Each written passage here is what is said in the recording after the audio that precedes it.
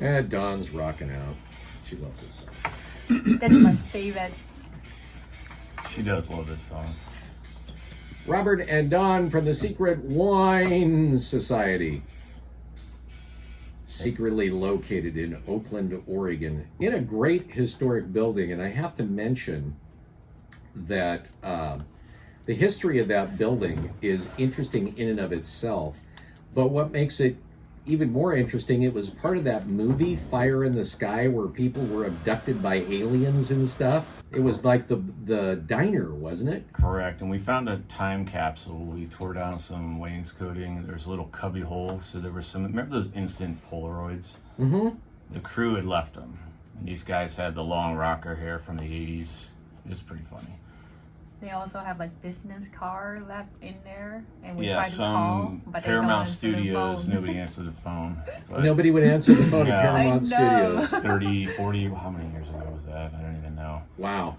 Anyway, if you've never been down there, you got a great place. I mean, Well, it's a lot of fun. tomorrow would be a good time to check it out. There's actually a car show, a classic car show. Start 10 o'clock. 10 o'clock to tomorrow. 3 o'clock. And there's going to be beautiful cars all over the place. Nice. So if you're into that, there's a park kind of behind us. I don't know if you've been up that way. And there will be nice cars just all over that town. All right. So that it's a ton again. of fun. See, and that's nice because you're throwing a little love out for your community there. Oh, I love it when they drive up. It's great. It's a great little community. I mean, it really is. It's kind of a step back, that cool little downtown with all the brick buildings. Just enough off the highway. Yeah, absolutely. Which exit is that? It's actually 140 if you're going south. All right. So, wine of all types and from all over the world. I think the one that I tried there the first time I ever went in was the Canary Islands. Oh, that stuff's nuts. I'll bring, after we get through sake, we'll go back to Canary Islands. It's not for everyone, but that stuff is crazy. Yeah. Okay, so we've been going through, what sake is, how it's made. Last week we started talking about one of, I'll say, the processes, and it has to do with lactic acid or lactic bacteria, depending, as part of the yeasting process to get that all going. And the lactic acid or bacteria, what it does is it kills all the other little cooties and bacteria and stuff like that so that the main yeast can do its thing. And originally what they were doing was they were, after they'd gone through the process of using the mold to kind of break things down, break the starches down so that the yeast had something to eat, then this other process to kill all the bacteria and all the, different airborne yeasts and stuff like that, which was Komodo, which is they're in there beating it with sticks forever. And so then that helps create the lactic bacteria that kills the stuff and allows the strong bacteria to do its thing. And then somebody around the turn of the 20th century said, oh, look at this. There's a new way of doing things that doesn't take as much effort. Yeah, so the Kimoto method you're talking about was perfected in the Edo period. So you're talking 1603 to 1867. If we remember, the Tokugawa shogunate made a law saying, hey, you need to stop wasting rice, and I want you to only brew in the winter when it's more likely to not spoil. But and I showed you the videos when they're pounding this stuff. It's lines and lines of people beating this stuff for hours into a paste. Well, so the Meiji Restoration, so now you're talking about 1868. Now this is after Commodore Perry showed up in 1853, and then he came back a year later with the black ships, they call them, and basically threatened Japan to open up, which they eventually did. So now when they did open up at the end of the Edo period, so you had all this science come in. These guys up till now had no clue why these things were happening, why the Kimoto worked. They just know that I do this and then this happens. They kind of figured it out by accident. So they had these scientists working for this, it's called the NRIB, it's the National Research Institute of Brewing. And they were looking for ways to basically increase tax revenue.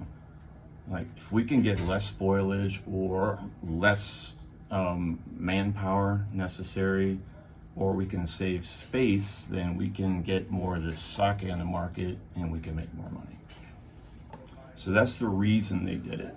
And there was a specific guy, and his name is Kagi Kin Ichido. He was working for the government, and he came up with this method called the Yamahai method. And if you'll remember, the beating of the paste, that's called Yama Odoshi. And that was because they would sometimes take it up to the mountain where it was cooler and bring it back down. But that was super labor intensive. So he found a way to remove that from the process. So the verb haishi in Japanese means to remove. So you have Yamaroshi, haishi. Now this is a contraction of that to Yamahai. So basically it's a removal of that process. Now that doesn't define it. You're just getting rid of one part of that. And they got around it by basically taking koji and water and mixing it together a couple hours beforehand and mashing it to start charging and getting an enzyme-rich water, and then adding it to a whole tank of this stuff. Like you have all the rice together. Remember, these guys had their rice in all these little containers like the hangiri. But all they did to get around it, they're adding more water and they're mashing it with just koji, and then they're adding it to a giant tank. And heating it a little bit. Yes, so this creates some problems. The more water you add, the more chance you have of getting bacteria in there. So it's actually it takes less labor, but this is a more difficult thing to pull off. So we're going to start with this one. And so this is one of the Yamahais. Yeah, so these are all three Yamahais, and you're going to see this on a label typically. Now this is called Yuki no Bosha, and this is Saya Shizo. They were founded in 1903. This is up in northern Japan, Akita Prefecture. So this is a Junmai, no alcohol added, about 16% alcohol. And the Seimai Buai, or the polished memory, is about 65. They're using a blend of two rices, Yamada Nishiki and Akita Komachi. And I think I sent you that video if you got a chance to watch it about the Namahage. That's particular to the area. Basically, these guys dress up like demons and scare children in the morning. See, we need to bring, by the way, that to America, dressing up as demons and scaring children. I think they'd be better for it. Toughen them up, you know. It's like, hey, there's demons out there. I'd better man up. And they'll come in the local dialect. Are there any lazy children in here? And scare the pants off of them.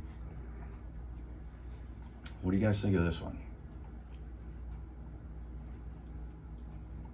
He's on the fence. You know, of all the different ones that we've tried, this really is not my favorite. This is probably entry-level Yamahai. It's designed to be easy to drink and smooth, so this is not getting into the intense part of Yamahai. This is probably Yamahai with training wheels.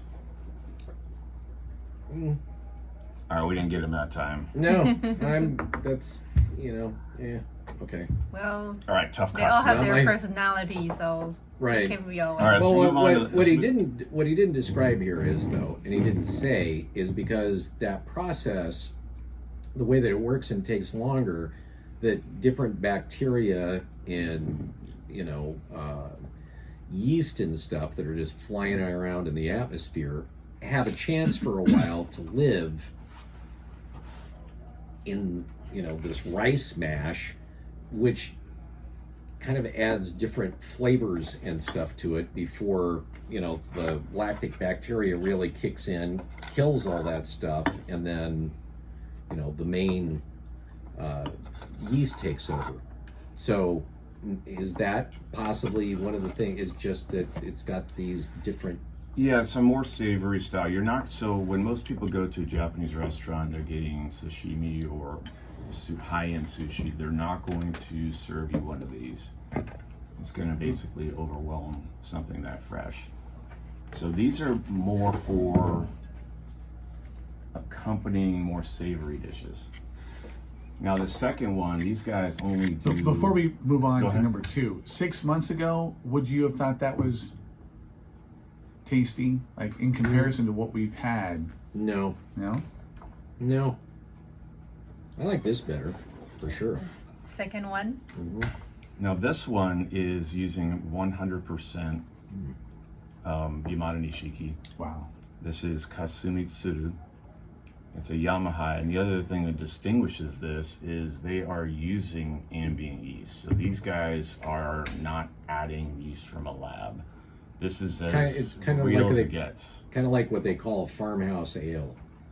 Is that a farmhouse ale and beer? What they do is they use ambient yeast to make the stuff, and sometimes it's good and sometimes it's not. But That- this is Yeah, these Even though guys you did were that- founded in 1725. Even though you just And like I said, if you're using natural yeast, that is like the pinnacle of skill, because there's far more of a risk of things going south. You have to get the right yeast to drop in. You can't just buy it from Amazon, so they have to bribe the yeast. pretty much. Yeah, yeah. But I like this one. It's got a nice creamy mouthfeel to it. Mm-hmm. I like it. What do you think, Rob? I like it. Yeah, remarkably better than the first one, but yeah, this is good. Yeah, Creamy, creamy is great real good. description. That's the other interesting thing I notice about some of this. I mean, you look at it and it all looks the same, looks like this, but there's some of it you try that it almost has, it's like, wow, this has a viscosity in the mouthfeel where it feels just substantial, if that makes any sense. Yeah, and you don't drink it like, I try to tell people, hey, it's not a shot glass, although it looks like one. It's easy to confuse that. But also, you don't really drink it like a white wine even. With a wine, you generally agitate it more when you're drinking it to pull out more esters. This is more about putting some in and rolling it back and forth like imagine a waterbed, right? That kind of wave motion. Do they still make waterbeds? Why do you think that? Why do you think it's taken so long for sake to really kind of, other than Japanese restaurants and occasionally Chinese restaurants? Is it just because a lot of the sake that you typically have gotten in restaurants in years past has been just the sucky cheap crap that everybody goes, yeah, whatever? That's part of it. They tend to heat it up. They're giving you the cheap stuff. That can happen. The other thing is the language around it. The labels are pretty abstruse. When people look at these, Yeah, how do you Okay. tell a good one from a bad one? yeah, and like they're not giving you a lot of the information. I'll read some of these sometimes, and there's let's say Kimoto in Japanese. You turn it around, there's nothing on the back label to tell you it's a Kimoto. So a lot of times the consumer, if they don't speak Japanese, they have no clue what they're getting. And of course, if it's sitting in a shop somewhere, the person selling it to you probably doesn't know either. So a lot of it is just educating people around what the terms mean. Now, it seems like a bigger hurdle than it is. There's probably, and you're already learning some, Yamahai, Kimoto, Genshu, there's probably 12 terms, and they're going to give you a general idea what's in the bottle. Now, they can have different rices in there, but that's a subtle difference. But if you just learn these dozen or so terms, you'll have a general idea what you're getting. And remember too, like beer, if you have a favorite beer, it should be the same next year. It's not going to have a vintage, like you can't Like imagine wine. it. This, coming from a grain, is more in that vein where most of what you're getting comes from whatever they do in the brewery. So these bottles will be consistent. If you find one you like, it's probably going to taste exactly the same next year or very, very close. The other thing is, once you open these, you can leave it in the refrigerator half open for weeks or sometimes months. So they don't collapse like a white wine. So that's one benefit. I have 5 of these going at once. Well, one thing, okay, so we have these little sake glasses in the studio, and earlier this morning it's like, I don't remember if I cleaned those or not, and I stuck my hand in one of them that had some of it left in it, and unlike wine, which will kind of evaporate and leave a stain, this stuff becomes like a gelatin, and like almost like a honey thickness to it. I mean, I've never seen alcohol that does that. Yeah, you don't get all the precipitates or anything like that. Does it smell? Yeah. Huh? Check it out yourself. It's really It's interesting. actually It's kind weird. of pleasant. Yeah, it's weird. Yeah. I noticed interesting. that this morning. It was like, oh, is these? And I was going to mention it to you. It's like, okay, that's really odd. And I don't know if it's the sugars in it. I have no clue. You know, sake actually has a lot of health benefits, believe it or not. So when they press the sake at the end, we're going to do a show about the whole filtration and Okay. the charcoal filtration and pressing. You need break time? Yeah, we're going to take a break, but While Don's pouring. yeah, all right, that And sounds you'll good. get it, and then you get a double serving. Secret Wine Society takeover here on the Wake Up Call this morning. It's News Radio 1120 KPNW. News Radio 1120 KPNW. It is the Secret Wine Society. Robert, Dawn, up from Oakland, Oregon. It's surprising how many people you say, oh yeah, it's down in Oakland, and they're like, Oak Ridge, you said? Oakland. They're like, you came down in California? No. Oakland, Oregon. Anyway, all right. So we have moved on to it. Is this actually a sake? It is. So this is, What is- called Nihonji no Wasuramono, and that just means like forgotten Japanese spirit is how they translate it. So this is a Junmai, which you know that means no added alcohol. It's a Yamahai. And this one is very intense, right? Like this is obviously something you would have with like chicken thighs, like mushroom risotto. It needs food. And you can see why you wouldn't have this in a Japanese restaurant with This would sashimi. overpower it. Correct. And that's why, like, when you, going back to why people don't know about this, when they only drink sake when they go to a Japanese restaurant. And not all the styles that, and you've had some, they don't belong in a Japanese restaurant. I mean, unless it's like yakitori or something. But if you're talking like a sushi joint, they're not going to have this stuff laying around. It's just literally going to crush the food. So this one's made by, Nihonji no Wasuramono, and this is the company there, the line is called Bunraku, and that's like a traditional Japanese puppet theater where they use the puppets, and then they have the shamisen, that's the cat skin banjo from Japan. They don't use cat skins anymore, just so everybody knows, but they used to. Those are considered to be the best sounding shamisen. Wow, did they do that down in the South, Rob? You used to play a banjo. Did they have the cat skin, or was it possum skin? I'm not at liberty to talk about that. Okay, Yeah. just wondering. Because Rob was a banjo player. Are you Oh, serious? That's a hard one. it's supposed to be harder than guitar. It is hard. It is. Yeah. Yeah. All right, well, we need some It's a accompaniment. great instrument. We need It is. we need some banjo accompaniment down Yeah, at the Rob was a shop. master clawhammer technique. Right, Rob? You know, like string bean. Do you wear your pants down around like your knees? As far as you know. Hey, that guy was a good entertainer. He was awesome, Mm-hmm. but sadly, he ended up him and his wife got murdered because somebody shot him for their money. Buzzkill. Yeah. Yeah, well, Well, you know, I guess we better have more to drink. be careful playing that banjo. Is what I'm saying. If you get really good So, at it.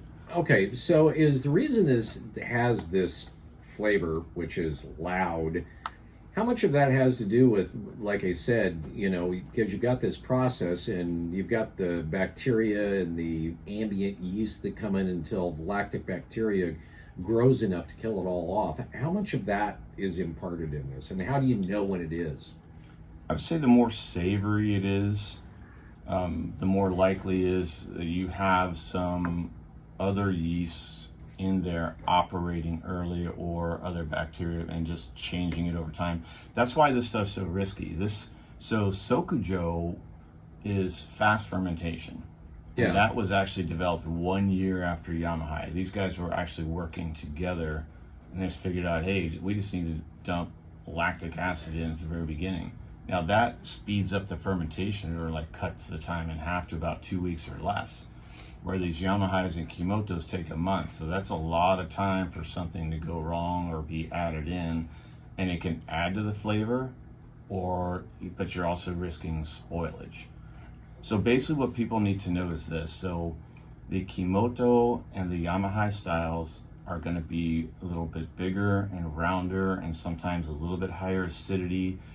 I'd say if you're a whiskey person, you're more likely to approach it from here. If you're like a white wine person, you need to go back to like those Daiginjos, and we're going to do a show about that are more clean styles. Mm-hmm.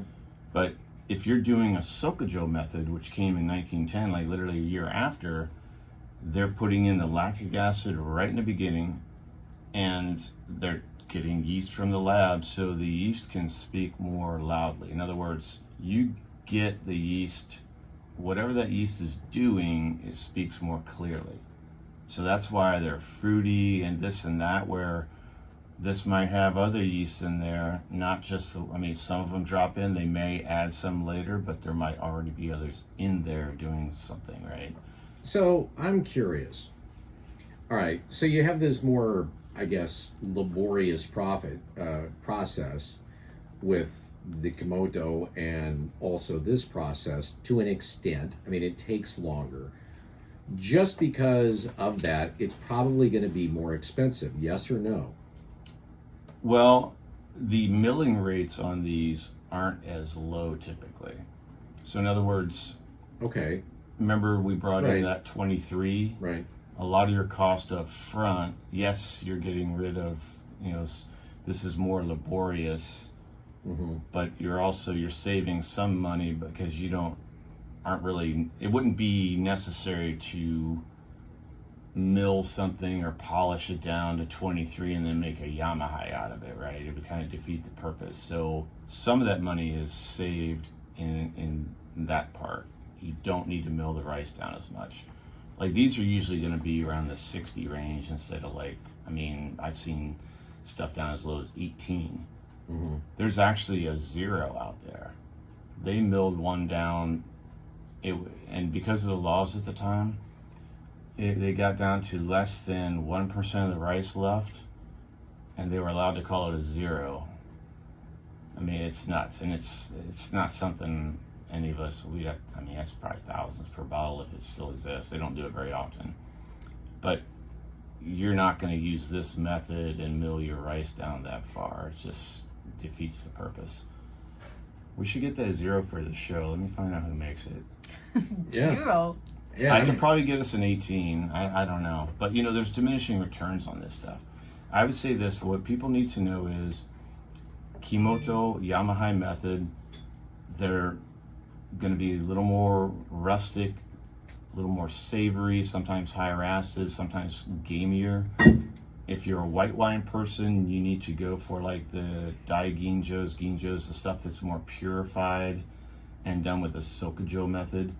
But for these older methods, this is more for like a vector for or a wedge bottle, I call it, for beer and whiskey people.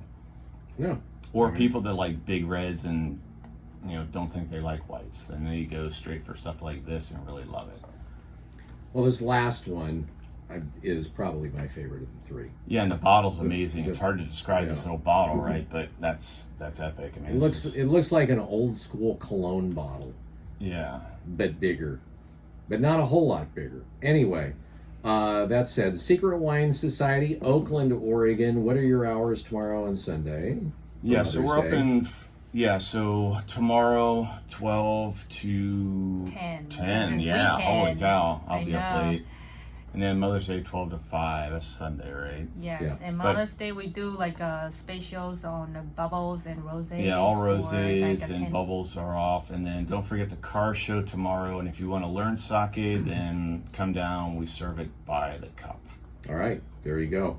Robert and Don from the Secret Wine Society, have a great weekend. To mothers out there, happy Mother's Day, happy mothers to be, and go hug mom. Cheers, all. Cheers. And with that, we will see you Monday morning, bright and early, at